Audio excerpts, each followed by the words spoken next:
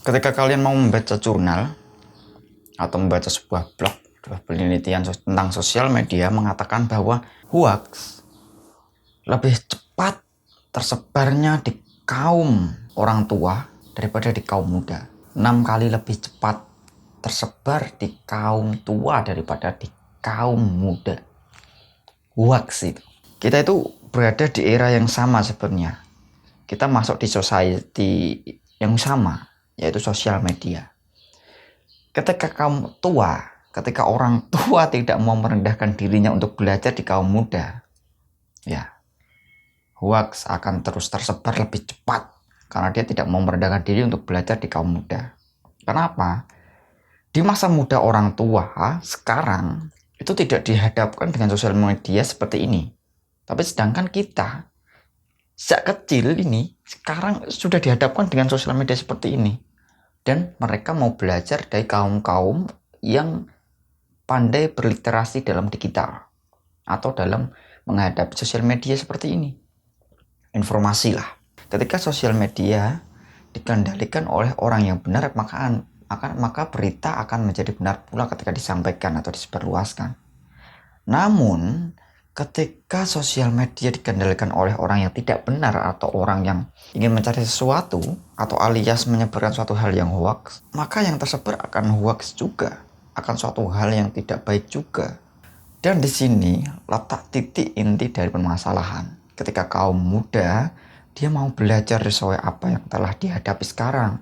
Tapi ketika kaum tua, nanti masuknya ke senioritas. Ketika tidak mau belajar dari kaum muda, maka kaum tua akan tertinggal zaman. Bahkan apa yang telah ia bicarakan tidak didengar. Ngapain dengarkan orang tua yang tidak mau beradaptasi?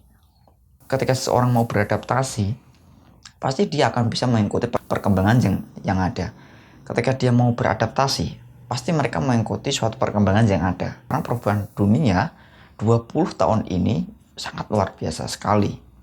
Ketika kita mau membaca, mungkin usia kita ya kurang lebih sama, 20 tahunan atau 25, 24, 23, di bawah 30 lah. Itu cepat banget perubahan-perubahan yang ada. Coba ketika kita lihat dari mulai surat kabar daripada zaman penjajahan di era abad 20-an lah, ketika masuk ke 900 menuju ke 2000. Nah, itu kan masih surat kabar, tulis menulis, masih literasi pena. Belum ada digitalisasi yang begitu cepat. Dan sedangkan kita ini, saat ini generasi kita atau generasi Z itu cepat sekali suatu perubahan dari mulai 2021 sampai 2022 sekarang ini, perubahan sangat cepat amat sekali. Ya, inilah perkembangan teknologi yang luar biasa. Nah, ketika seorang itu mau belajar dan mau merendahkan hatinya untuk belajar apapun yang ada di lingkungan kita, maka dia patut untuk dihormati atau patut untuk dijadikan contoh. Tapi ketika dia hanya terpaku dalam dirinya dengan apa yang telah ia ketahui, maka ya udah, mohon maaf, kami baru meninggalkan Anda karena Anda tidak bisa dicontoh. Kami itu mencari idola, kaum muda itu mencari idola untuk dijadikan contoh, untuk dijadikan patokan siapapun, entah ulama, entah mereka seorang politisi, seorang filsuf, pemikir, atau penulis, atau tentang apa aja yang ada di lingkungan kita. Seandainya seorang pemerintahan ketika dia tidak baik, oke. Anak muda ngapain memilih dia? Paling yang memilih itu orang tua yang mau dikasih uang, dan dia berpikir ketika dia dikasih uang maka kamu yang akan aku pilih. Kaum muda ngapain milih seperti itu? Desa kita tidak akan pernah berubah ketika dipimpin orang yang seperti itu. Tidak akan ada perubahan ketika yang memimpin itu doang. Lebih baik golput seumur hidup.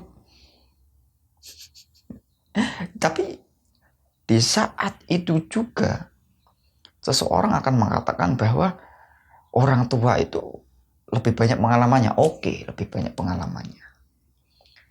Tapi di dalam era saat ini, kematangan pikiran juga perlu dan kestabilan emosi juga perlu.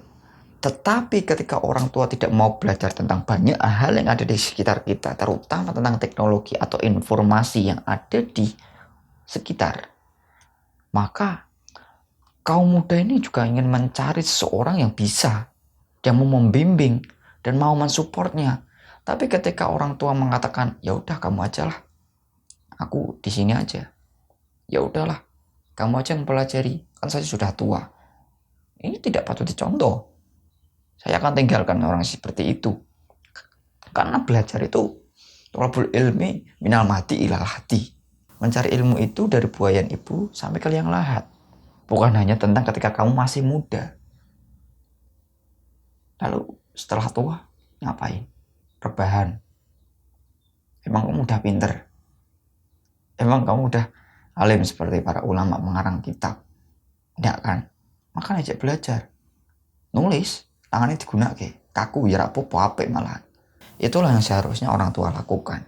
Bukan hanya dia terpatri apa yang telah ia pikirkan, apa yang telah ia inginkan, apa yang telah ia dapatkan dari ketika masih muda. Setelah itu dia mendapatkan jabatan, setelah itu mendapatkan pangkat, setelah itu sudah menjadi tokoh masyarakat, setelah itu anak muda, kaum muda suruh menunduk-nunduk gini. Ngapain? Ini bukan suatu keangkuhan, tapi yang terjadi di masyarakat seperti itu. Ketika di masyarakat atau suatu masyarakat itu tidak menjadi atau tidak ada yang mendobrak dan menjadikan suatu perubahan, maka mau enggak ini dirubah?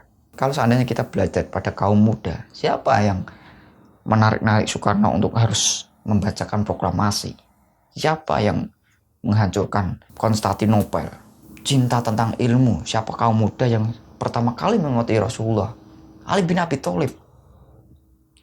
Beliau adalah jendela ilmu. Kanjeng Nabi sendiri yang telah memberikan label itu kepada Ali bin Abi Thalib karamallahu wajhah. Namun, ketika anak muda hidupnya seperti ini dan seperti itu, tanpa ada kemauan untuk belajar, hanya ingin merubah sesuatu tanpa ada dasar, tanpa ada referensi yang banyak, tanpa ada pandangan yang luas, yang terjadi adalah monotonisasi. Ngapain? Berubah, ya berubah. Tidak lama. Pasti berubah, pasti. Tidak lama. Karena apa? Tidak pakai dasar. Ketika kita berbicara tentang bambu itu tidak akan tumbuh besar, tidak akan kuat diterpa badai, diterpa angin, ketika akarnya tidak akan pernah kuat. Kenapa itu? Bambu itu mengeluarkan bung, atau bung anak yang bisa dimakan, yang bisa dibuat sayur, itu tidak segera besar itu bambunya. Dia akan mengakar ke bawah dulu, terus sampai dalam. Setelah akarnya, pondasinya atau kuat, akarnya kuat, baru dia akan tumbuh besar menjadi bambu yang sebenarnya. Ketika diterpa badai, aman-aman saja. Itulah dasarnya. Kalau seandainya ingin melakukan suatu perubahan, sama halnya dikaitkan dengan orang tua tadi. Ketika orang tua sudah pondasinya sudah tidak ada, ketika masa mudanya ya udah dibuat apa, tapi nanti ketika tua ya udah, dia menikmati apa yang telah ia punya, tapi dia tidak pernah mengetahui bahwa di sekitarnya sudah hancur. Oke, saat ini biarkanlah kami anak kaum muda yang merubahnya. Kaum tua, rendahkan hatimu untuk belajar bersama. Bukan untuk belajar kepada kami, tapi belajar bersama. Kami itu siapa sih? Kami itu juga thalib, seorang yang juga mencari sesuatu.